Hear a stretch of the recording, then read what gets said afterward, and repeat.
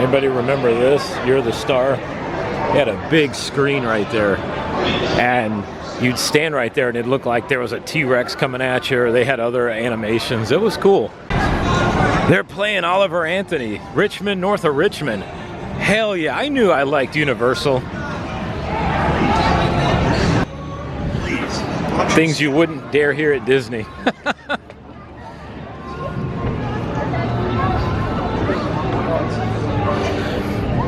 Anybody that hasn't heard Richmond, north of Richmond, Oliver Anthony, give it a listen.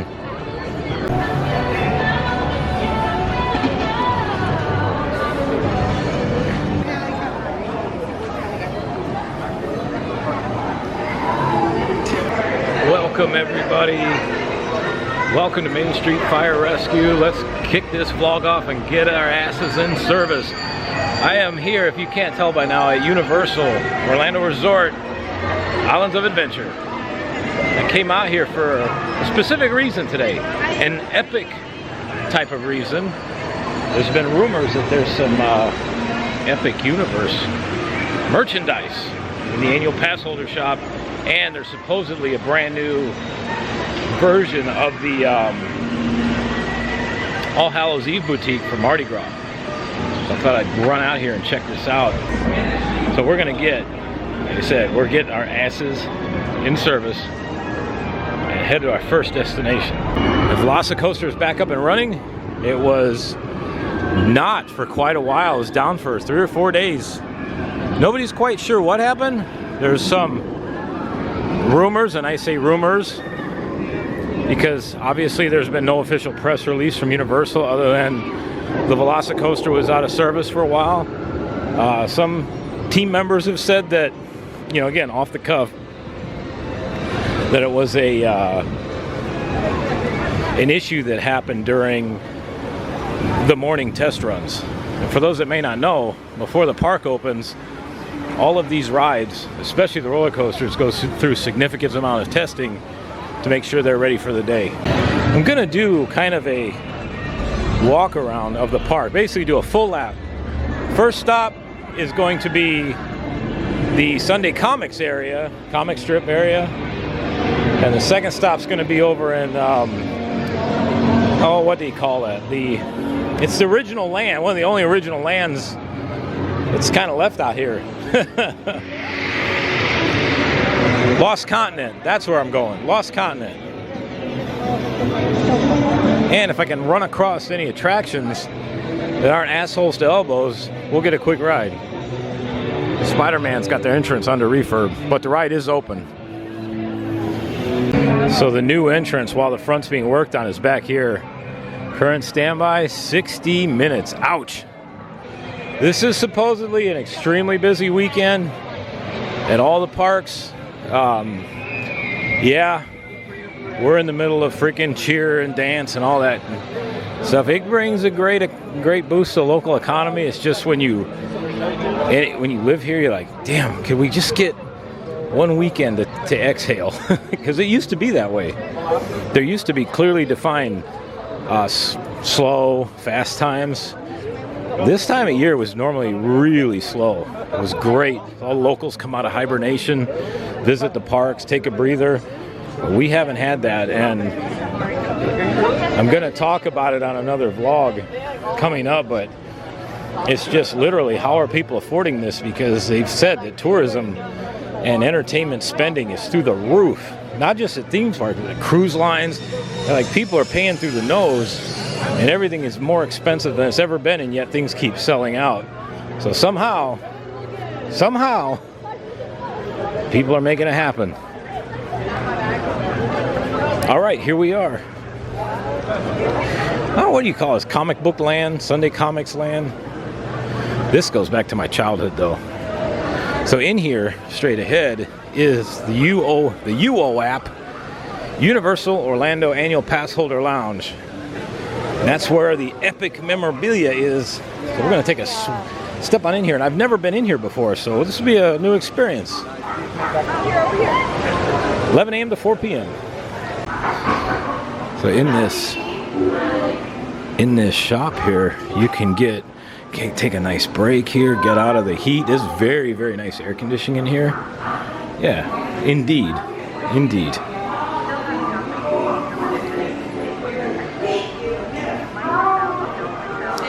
All kinds of Universal Pass holder stuff, pins. Lately, the big topic has been snacks, it seems, even at Disney. Everything's been about the snacks.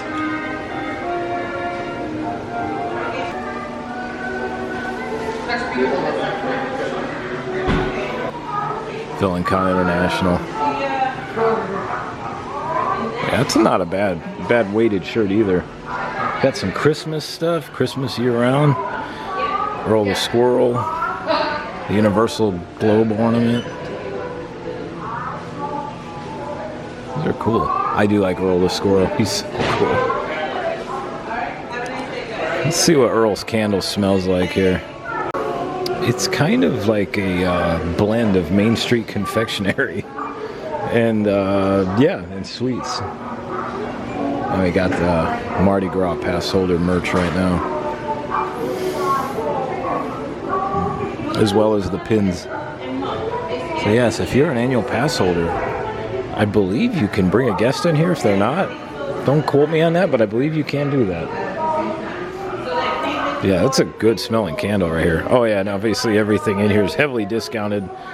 $20 down to $13.99, and you can use your Universal Annual Pass discount in here. Are you ready for the very first piece of Epic Universe merchandise? This is cool. And it's one of these shirts where no two are the same because of the design. I mean, the logo's the same, but the way the blue is kind of like that stonewash type design, if I'm trying to find words. That is awesome. Oh, I gotta get a magnet too. 27 bucks, not bad. We'll use our annual pass for this. I'm definitely picking this up as first piece of Epic Universe merchandise.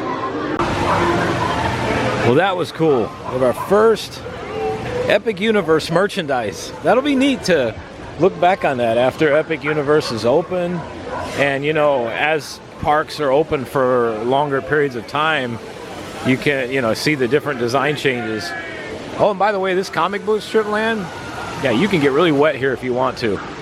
There's all kinds of places to beat the heat, especially in the summertime. It is really neat here.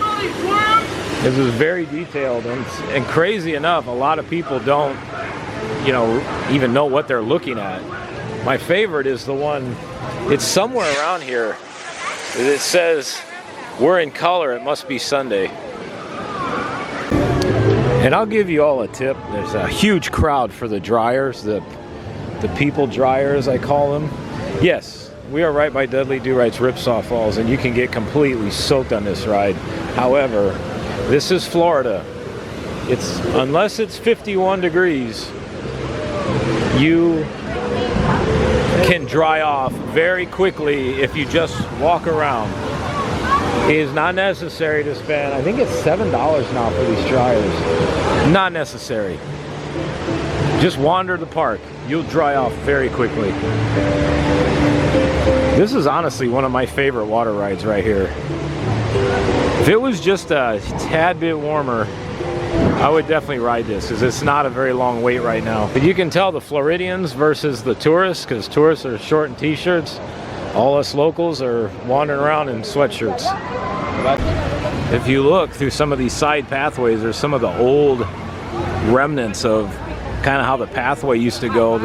They have the old fence with the amber and blue flashing lights, meaning it's active with the 10,000 volts, which would have housed the T-Rex, which is pretty cool. But yeah, since they've done all the renovations, things have changed. But they still have kept it there, which is kind of neat. And also they meshed it in, if you look, they meshed it into the supports for the Pteranodon flyers, which I may have to splurge for Orlando Informer meetup, because that's the only way you can ride that without having a kid. And that's one of the only rides out here I have never ridden, solely for the fact that they will not let you ride it during regular park hours if you don't have a child with you. But over in here, this is Camp You Bet Jurassic. It's Camp Jurassic. that's where you board the Pteranodon flyers, which is flying by here. And there also, you can see all of these little areas up there that you can climb into. It's a huge play area. So once things settle down, most of these humongous weekends, that's a crazy thing. All this year especially, all of this cheer and dance stuff goes clear through late March into April. So once that stuff starts to take a break, because there is a short period of time, not so sure about Disney, but with Universal, there is a short brief time after Mardi Gras is over, after Easter and spring break. So from about mid-April to about mid-May, we do have a little bit of a breather, especially during the weekdays. So we'll come out here and do a full vlog and walkthrough of Camp Jurassic here. This is a very neat thing to see.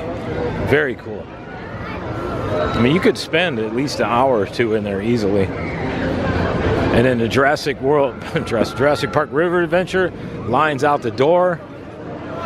Yeah. The other thing that we're seeing too right now, there's a ton of these South American tour groups here. I know a lot of other people have mentioned that as well. Normally you see them in the summer, around July into August.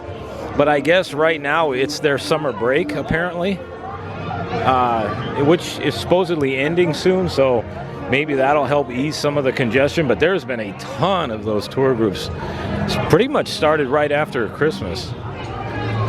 Yeah, you can always tell where they're at. Just look for the pile of backpacks. And I will tell you, wherever that you see those backpacks and those, you'll know there's a tour group, because one, they all have matching backpacks or shirts or whatever. And then you usually see 2 or 3 people carrying flags. Wherever they're going, go the opposite direction. I'm not saying that to be mean, but wherever they go, they will cause the wait time of an attraction to go from 5-10 minutes up to 40 minutes, because there's usually about 200 or 300 or more in a group. There's also an enormous amount of people from Michigan here. Even at work, a lot of patients we've treated are all from Michigan. There's a family behind me with this game that they're doing. They asked them where they're from, Michigan. So like the whole state's down here right now. All right, we're going to follow the Velocicoaster here for a second, and then we'll get onward.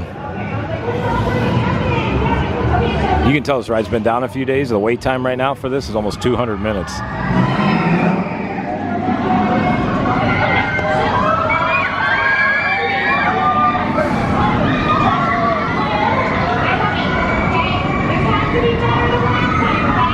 What's crazy is when you sit here watching this thing go through the Raptor paddock here, it doesn't look very fast. But when you are on this thing, I promise you, it will push you to the seat. This is one of the coolest parts of the ride right here.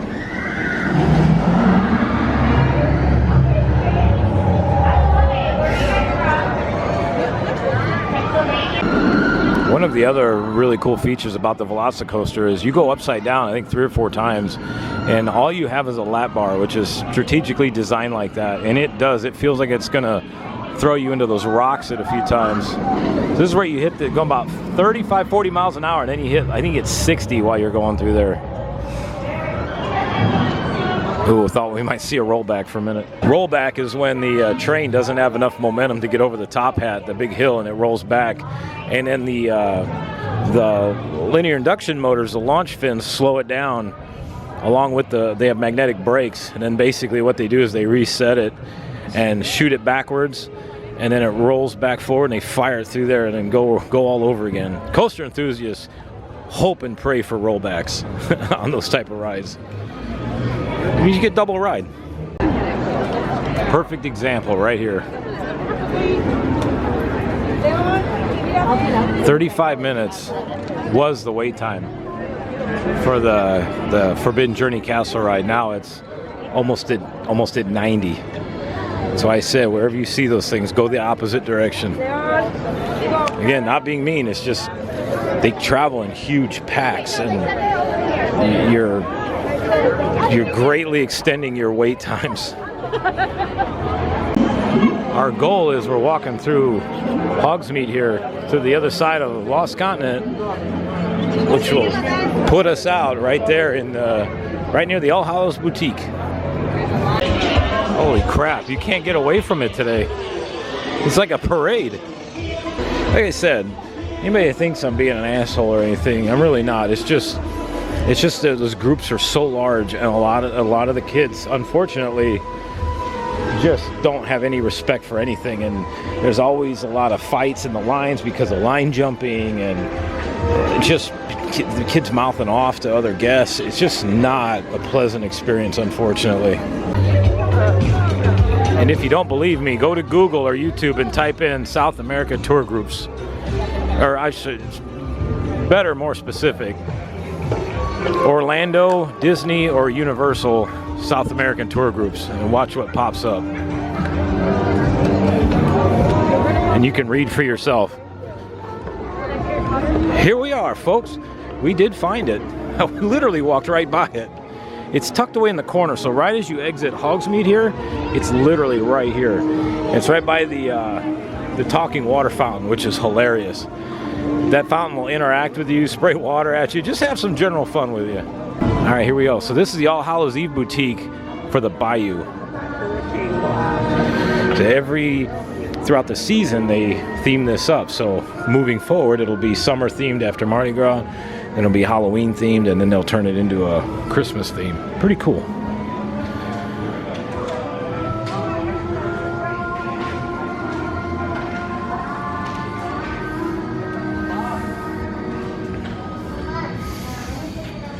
Oh, here's the stuffed gator I've been seeing. I've been seeing this guy all over the place. He's been a big hit on social media. He's the Mr. King Gator. He's the last float in the Mardi Gras parade. Oh, does his little hat light up too? Oh no, this is the popcorn bucket. Okay. That's pretty cool.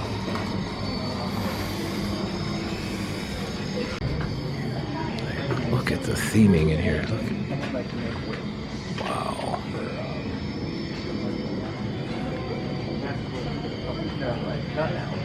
Look at that. I'm telling you, this is the talent that is putting Epic Universe together.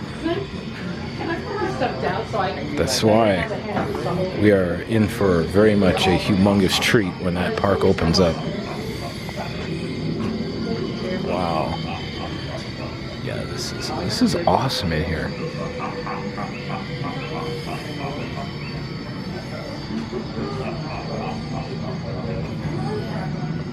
Got some scented candles. And what's cool too is it really feels like we're kind of in a bayou here. You can hear the creaking of the boats. That's awesome.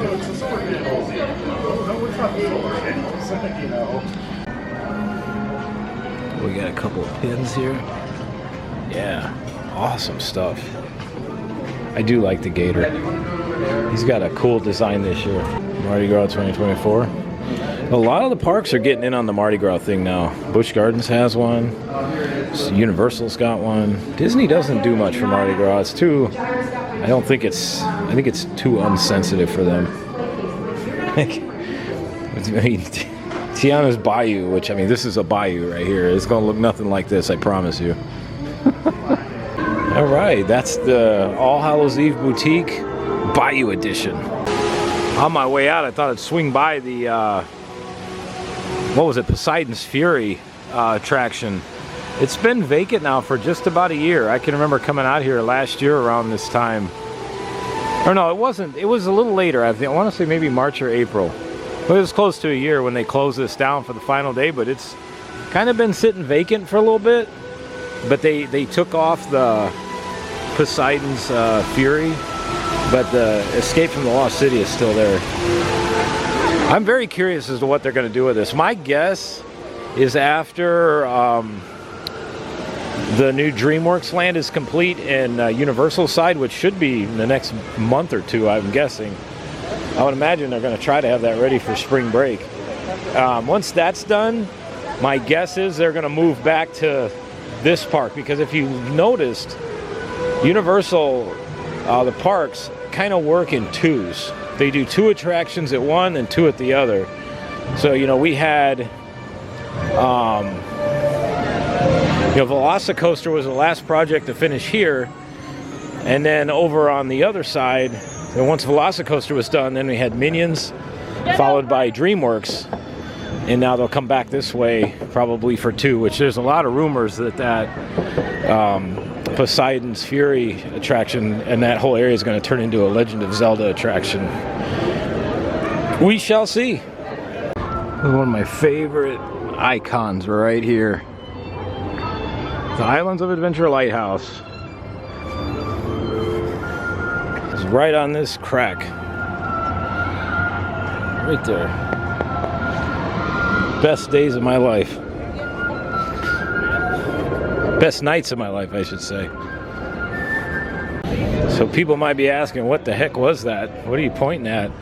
Well, I chose that spot back in late 2020 when the parks were not very crowded. That was my proposal site. I chose that site because, to me, one of the greatest symbols in life is the lighthouse, because it's the light that guides the ships into the harbor. And my thing has always been, let me be your lighthouse. You could be beaten around by the waves, things could be really rough, and look for the light in the distance. I'll get you home safe. And it's kind of that calming force when everything is going crazy, and try to be that solid, anchor all throughout the time. I've had some trips and falls, but man, nothing ever phases the lighthouse. No matter how bad the wind blows, no matter how hard the waves crash into it, it still stands. Be a good way to describe myself. Amongst all that, the lighthouse still stands and the light shines brighter than ever. This was the Universal Legacy store, which closed not too long ago. I thought I'd add this in because this is part of what rumored to be, this is going to be a preview center for the brand new Epic Universe theme park. So you're going to be able to walk in there, and what a better way to get people excited for a new theme park, right? I've never been to a preview center before. I knew they had them. They had them for Disney. They had it for Islands. They had it for Universal. Well, while it was being built, they had one for Islands of Adventure. I'm not sure there was one for Volcano Bay. I wasn't living here yet. I was still traveling here regularly. But to see a preview center for a full theme park, I think is going to be cool. If I can imagine what it's going to be like, if anybody remembers when Epcot was getting overhauled, and inside the Odyssey restaurant, they had that big 3D map display with the digital projections on it and a little preview of what was coming to Epcot. That's kind of what I imagine it to be like. All right, let's see our old buddy, the bee tree. It's back. They tried putting railings up last year to prevent this, but I think Universal just said to hell with it. People were doing it anyway. This is kind of a tradition every year. All of the beads that get thrown out during Mardi Gras, during the big parade, people throw them on this tree. By the end of Mardi Gras, this thing will be completely covered in beads. It's awesome looking. Because what they did when they put that barrier up, they moved from that tree to the one up here.